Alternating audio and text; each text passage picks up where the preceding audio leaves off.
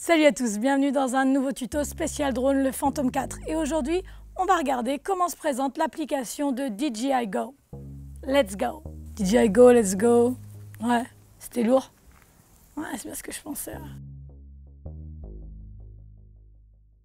C'est l'application DJI Go qui va vous permettre de voler avec votre drone et qui va vous donner toutes vos indications de vol. Ce qu'il faut savoir, c'est que ce n'est pas la seule application qui fonctionne avec le Phantom 4 et les autres Phantoms, mais c'est de loin la plus pratique et la plus complète. Premièrement, vous allez télécharger l'application DJI Go sur Internet. Je vous ai mis le lien dans le box descriptif en bas. Ensuite, vous allez connecter votre tablette ou votre téléphone à votre télécommande. Voilà, comme ceci. En numéro 3, vous allez allumer votre télécommande. Vous faites la même chose avec votre drone. 1, 2. Voilà. Et finalement, vous ouvrez l'application DJI Go sur votre téléphone et vous tombez sur ça.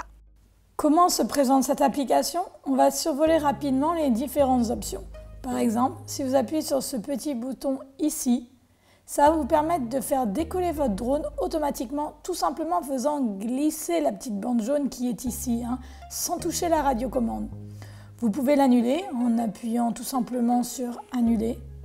Voilà. Une fois en vol, vous pouvez appuyer sur la fonction « Return to Home », ce que vous pouvez aussi activer depuis votre radiocommande. Attention, cette option ne fonctionnera que lorsque votre drone se sera éloigné d'environ 20 mètres de vous. Votre drone retournera alors automatiquement à la maison sans que vous ne touchiez quoi que ce soit. C'est génial. Maintenant, si vous appuyez sur le petit icône là, vous trouverez différents modes de vol proposés par DJI, ce qui va vous permettre d'avoir des résultats beaucoup plus professionnels. Il y en a des super sympas, comme par exemple l'option Tap Fly, qui a déjà fait l'objet d'un tuto. Je vous renvoie à le visionner si vous ne l'avez pas déjà fait. Vous avez aussi l'option Active Track, voilà, le mode général, le mode intelligent. Et il y a d'autres options dans le mode intelligent, comme par exemple le point d'intérêt, Follow Me, Waypoint, Home Lock, Course Lock. Je réaliserai prochainement différents tutos qui vont vous montrer comment utiliser ces options et surtout ce qu'on peut faire avec. Quand on ferme cette fenêtre, on arrive sur notre écran principal. Et ici en bas à droite, il y a une petite carte qui peut être très pratique si on clique dessus. Elle s'agrandit et on peut voir une petite flèche rouge, ce qui va nous renseigner sur l'orientation de vol de notre drone, et aussi il y a un point vert qui nous donne d'indiquer notre position et la trajectoire. Lorsqu'on perd par exemple le contrôle de notre drone ou l'orientation, ou si on le perd de vue, ce qui n'est pas rare, grâce à cette carte vous trouverez facilement votre drone. On garde toujours un œil dessus parce que c'est très pratique. Maintenant, si vous cliquez sur ce petit bouton là en haut à droite, vous pouvez, au lieu d'avoir une carte sous une forme schématisée, l'avoir en version satellite. C'est génial. Normalement, moi, ça ne va pas marcher parce que j'ai pas de Wi-Fi. Voilà. Ah si, ça marche. Non, en fait, je suis pas prête à faire. Voilà. Lorsque vous appuyez sur votre écran, la carte reprend sa place principale. Voilà, maintenant la ligne du bas que vous voyez ici est très importante. Vous devez la consulter sans cesse. Le petit H vous donne votre hauteur avec des valeurs positives et négatives. Évidemment, là, comme on n'a pas décollé, ça affiche 0. Le D, c'est la zone horizontale parcourue par le drone par rapport à vous. Vous allez voir que c'est très pratique parce que quand le drone se trouve derrière vous, il affiche des valeurs négatives et en rouge. De même avec le H, c'est super pratique. Ensuite, le petit VS, ça ce sont les mètres par seconde parcourus par le drone horizontalement, si je ne me trompe pas, et le H, ce sont les mètres par seconde parcourus par le drone verticalement. Voilà. Maintenant, si on appuie sur la bande jaune en haut de l'écran, qui deviendra verte lorsque le mode GPS sera enclenché, vous verrez apparaître des informations importantes concernant le statut de l'appareil. Normalement, vous pouvez les vérifier avant chaque vol, ce qui vous permettra d'éviter des problèmes techniques quelconques. En premier, on voit apparaître le statut global de l'appareil. Le mien affiche normal, mais lorsque vous aurez des mises à jour, c'est ici que vous les trouverez. Ensuite, le statut de l'IMU, qui doit afficher normal.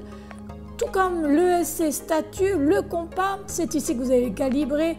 Les Vision Sensor, le statut de la nacelle, tous les différents statuts doivent afficher normal. Le statut de la qualité du canal radio, qui affiche bon. Le mode de vol, qui affiche Opti, affichera GPS lorsque vous volerez. Le mode de la radiocommande, c'est ici que vous pouvez le changer si vous désirez. Le mien est en mode 2 par exemple. Vous avez aussi des informations concernant la charge de votre batterie principale, la température de celle-ci, le niveau de batterie de votre radiocommande et finalement la capacité d'enregistrement restante sur votre carte mémoire que vous pouvez formater en appuyant sur formater. Attention cependant à sauvegarder tous vos rushs, c'est très important car une fois que cette fonction sera activée, vous perdrez toutes les infos de votre carte mémoire. On ferme la fenêtre et là, en haut de l'écran, on voit apparaître une ligne verte. Et normalement, lorsque votre mode GPS est activé, elle se met aussi en jaune et en rouge. Ça, c'est très pratique parce que ça indique en fait le niveau de votre batterie d'une manière différente. Lorsque vous atteignez le jaune, vous vous préparez à rentrer et lorsque vous êtes dans le rouge, vous voyez même un petit H qui vous indique « Retour home ». C'est génial. On revient sur notre écran principal et là, si on clique sur l'icône Opti qui deviendra GPS lorsque vous serez connecté au GPS, on voit apparaître différents réglages. En tout premier, on a des paramètres de base, le réglage .home, donc ça, laissez-le comme ça parce qu'on n'a pas vraiment besoin d'y toucher, c'est déjà réglé comme il faut. Ensuite, on a vol multiple. Je vous conseille de ne pas activer cette fonction, surtout si vous êtes débutant. Dans ce cas, même si votre radiocommande elle est réglée sur S ou sur AT, ça ne va rien changer du tout. Maintenant, le mode sport, c'est un mode super rapide et le mode AT, c'est un mode qui ne répond pas au GPS. C'est très difficile de piloter sous ce mode. Donc comme il est conseillé de voler en mode programme en tant que débutant, c'est pas vraiment nécessaire d'activer cette fonction, oubliez-la pour le moment. Ensuite, vous avez le réglage de l'altitude du retour au point home. Vous pouvez la régler entre 20 et 500 mètres. Personnellement, moi je la règle en général sur 40 ou 50 parce que j'habite dans une zone avec beaucoup de relief. Mais vous pouvez la régler sur 20 ou sur 30 mètres si vous êtes dans un endroit dégagé, à vous de voir. Vous avez ensuite le mode débutant, c'est ici que vous réactivez le mode débutant au cas où vous voudriez repasser en mode débutant. En général, quand on commence à piloter, on ne repasse pas en mode débutant, mais bon, c'est vous qui voyez ce que vous voulez faire. Fixez l'altitude maximale de vol. Sachez que vous pouvez la régler jusqu'à 500 mètres de hauteur.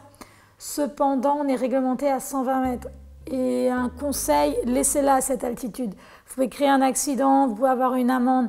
Bon, voilà, c'est vous qui prenez vos responsabilités, mais bon, après, on va tous avoir des répercussions là-dessus, et un jour, ils vont encore nous réglementer encore plus, et c'est pas vraiment ce qu'on veut. Limitez la distance maximale de vol. Si vous l'activez, vous limiterez votre distance horizontale de vol. Vous pouvez la limiter jusqu'à 3 km. Personnellement, moi, j'active pas cette fonction parce que je préfère gérer ça toute seule. Et finalement, vous avez les réglages avancés. Vous cliquez là-dessus et vous allez voir apparaître cette fenêtre. Cliquez sur Expo, vous verrez 3 petits graphiques, on dirait. Ça peut intimider au départ, mais c'est pas très compliqué finalement. En quelques mots, l'Expo vous permet de régler la réactivité de votre radiocommande. Par exemple, vous voyez que vous avez un mode normal, un mode sport et au-dessus de chaque graphique des indications telles que plus de gaz, plus de gouverne, droite-gauche ou avant-droit, gauche. Vous pouvez donc, en dirigeant la courbe correspondante vers le haut ou vers le bas, augmenter ou diminuer la réactivité des boutons correspondants. Personnellement, moi je baisse légèrement la réactivité de la gouverne droite et gauche pour avoir plus de douceur dans mes mouvements. Lorsque l'on retourne dans Menu, on voit une rubrique Sensibilité. Je vous conseille de la laisser telle quelle. Ensuite, gain. C'est quoi vraiment le gain ? Pour faire simple, pensez que le gain, ça correspond à la manière dont les éléments extérieurs, tels que le vent, etc., vont affecter l'appareil. Donc on ne touche pas ces réglages, ils sont bien comme ils sont.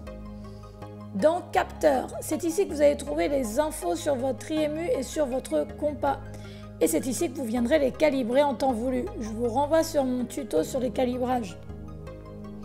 Ensuite, vous voyez l'option perte de signal de la radiocommande. Vous voyez que l'option elle est mise sur Return to Home en bleu. Ça veut dire quoi ça ? Tout simplement, il va vous arriver lorsque vous allez piloter dans certaines zones de perdre la retransmission vidéo de votre drone. Et si par exemple vous ne le voyez pas, ça va être vraiment un grand moment de solitude tout d'un coup. Mais bon, DJI, ils avaient prévu le coup. Ils sont quand même pas mal intelligents. Lorsque vous allez perdre la retransmission, si vous activez cette fonction, le drone va automatiquement revenir au point de décollage, si cette fonction est activée. C'est quand même pas mal. Vous pouvez aussi régler cette fonction sur mode atterrissage ou stationnaire, ce que je ne recommande pas. Ensuite, vous avez un bouton Smart Return to Home. Si vous activez cette fonction, le drone il va calculer tout seul le temps qu'il lui faut pour revenir à son endroit de décollage en cas de batterie faible ou épuisée.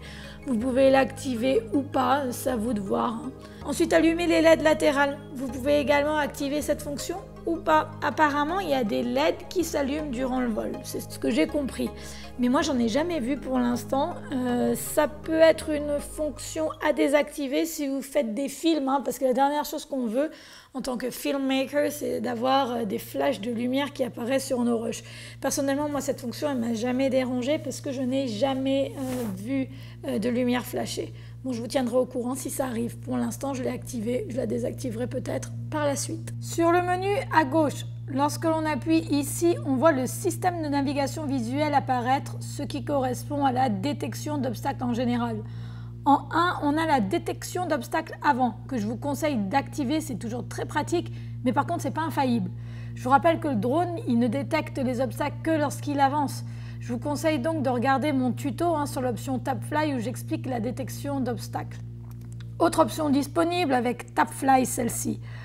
Autoriser l'évitement d'obstacles horizontaux. Vous pouvez l'activer ou pas. Le seul inconvénient vraiment avec cette fonction, c'est que comme la détection d'obstacles a du mal avec les choses fines telles que les branches, etc., dépendamment de ce que vous contournez, ça peut être dangereux. Par contre, si vous contournez un rocher par exemple, là il n'y a pas de problème. Donc encore une fois, à vous de voir. Personnellement, moi je ne l'active pas cette fonction. Une autre option possible avec le mode Active Track, c'est d'autoriser le vol vers l'arrière, que je conseille surtout de ne pas activer, car comme la détection d'obstacles, elle fonctionne que vers l'avant, si vous allez vers l'arrière, c'est un petit peu dangereux et puis vous pouvez foncer dans quelque chose, donc ça, c'est pas le but. Finalement, on a une autre option qui est activer l'évitement d'obstacles horizontaux. Là, vous pouvez activer cette fonction, ça permettra au drone d'éviter les obstacles ou de s'arrêter avant une éventuelle collision. C'est cool, ça peut toujours servir. Maintenant, si vous appuyez ici, les réglages contrôle de la radiocommande, en 1, vous voyez apparaître la vitesse de la molette. Par exemple, la mienne, elle était réglée à 100. Là, je vais la baisser à 50 parce que je pense que ça suffit amplement. En 2, on a la calibration de la radiocommande. Si vous désirez la calibrer, c'est ici que vous pouvez le faire. Ensuite, le mode Stick Mode, qui permet de régler les boutons C1 et C2 de votre radiocommande, tout simplement en cliquant sur les encadrés en bleu. Le mode HD, ça c'est la retransmission sur votre écran de votre vol. Laissez-le sur le mode auto, ça ira très bien. Ensuite, vous avez toutes les informations concernant votre batterie, la puissance restante, la température, le nombre de recharges, etc. Vous pouvez régler l'alerte critique de la batterie, mettez-le à 10%, ce sera très bien comme ça, mais aussi l'alerte de la batterie faible. Moi, je l'ai mis à 30% et ça me convient. Tout à la fin, vous avez réglage avancé et lorsque vous appuyez dessus, on vous demande de préciser votre temps de décharge en jours. Alors mettez-le sur 3 jours par exemple. Pourquoi on le veut sur 3 jours, 1 jour ou 2 jours par exemple? Parce que plus une batterie reste chargée longtemps, plus elle perd en puissance. Donc je viens d'apprendre ça, ça fait pas longtemps. Donc si vous voulez que vos batteries durent longtemps, il faut régler ça sur 1, 2 ou 3 jours maximum. Ensuite, ici, vous avez le réglage de la nacelle. Donc voilà, moi, il est sur mode suivre. Vous pouvez le laisser là-dessus. Ça vous donne de meilleurs résultats lorsque vous filmez. Ensuite, si vous appuyez sur réglage avancé, ici, ça, c'est le pitch de la nacelle. Donc moi, normalement, il était à 100. Moi, je l'ai baissé vers 48, 49, 50. Et là, vous avez ajustement du tangage aussi que là, j'ai mis vers 17, 18, 19. Ça vous permet d'avoir des mouvements très doux. Et c'est important d'avoir des mouvements doux lorsque l'on filme. La limite du pitch de la nacelle, c'est écrit 30 degrés vers le haut. C'est-à-dire que si vous l'activez, vous allez voir vos hélices suivies, synchronisées du lacet nacelle. Voilà, vous pouvez le laisser comme ça. Maintenant, si on appuie ici, vous voyez que vous avez l'unité de mesure Imperial Metric, donc vous pouvez évidemment en Europe, etc., le laisser sur Metric. Caméra, décodage par le hardware, vous le laissez sur activer. Live streaming, ça vous permet en fait, si vous appuyez là, paume sur Facebook, YouTube, etc., de retransmettre vos vols en live, donc c'est un truc super cool. Montrer le parcours de vol, je vous conseille de laisser ça activé. Calibrer la carte pour la Chine, si vous n'habitez pas en Chine, vous le désactivez.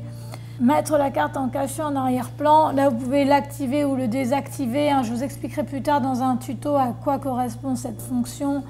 Géosystème, vous pouvez le laisser activé. Cacher vidéo, c'est-à-dire que là, votre vidéo, elle est quand même enregistrée en fait dans une résolution plus basse, mais elle est enregistrée, c'est-à-dire que vous pouvez la visionner directement et vous pouvez déjà commencer à l'éditer, etc. Vous voyez, si vous appuyez là, hop, vous pouvez mettre désactiver si vous voulez, mais c'est quand même super bien de l'avoir enregistré. Et donc là, ensuite, vous avez une autre option, nettoyage auto du cachet vidéo supérieur à 2 GB. Donc là, vous pouvez aussi, là, vous l'activez, puisque quand le cachet est trop rempli, à ce moment-là, il s'auto-nettoie. Sur le haut de l'écran, on peut accéder aux différents réglages, tels que la radiocommande, le mode HD, les réglages généraux, votre batterie, etc. Vous avez aussi l'indication de vos satellites qui doivent être au nombre de 9 ou 10, si je ne me trompe pas, pour enclencher le mode GPS. La ligne noire, juste là, vous donne les informations concernant votre caméra, vos ISO, votre shutter speed, votre ouverture, votre format 4K, 2.7K, etc., votre style. Maintenant, si l'on appuie sur menu, vous verrez apparaître les réglages de votre caméra pour photo et vidéo. Donc pour photo, vous avez différentes options, encore une fois.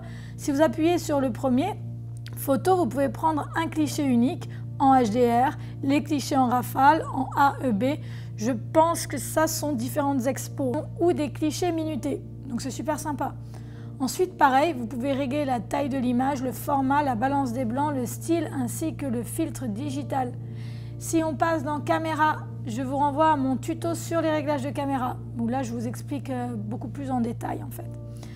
Si vous cliquez sur la clé à molette, vous pouvez voir l'option Histogram qui, lorsque vous l'activez, fait apparaître un graphique qui vous aidera à gérer votre expo. C'est très utile pour les vidéastes et les photographes déjà qualifiés ou expérimentés. Si vous ne l'êtes pas, ne vous encombrez pas avec ça. Les 3 prochaines options, incrustation de la vidéo, autoriser advertisement, font LED auto, laissez tout ça sur désactiver. Vous pouvez également activer l'historique de communication. Si vous appuyez sur grille, vous avez la possibilité d'afficher la grille à l'écran, ce qui peut être utile pour apprendre à cadrer. Ensuite, vous avez centre point qui vous permet de personnaliser votre centre point. Vous pouvez aussi avoir un rond, une croix, etc.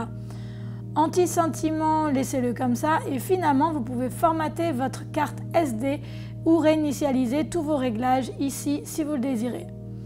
En dessous de menu, vous avez un petit raccourci qui vous fait passer d'appareil photo à vidéo, vidéo, appareil photo, etc. Si vous appuyez sur le gros bouton rouge, c'est là que vous enregistrez vos vidéos. Attention, il nous arrive souvent d'oublier d'enregistrer.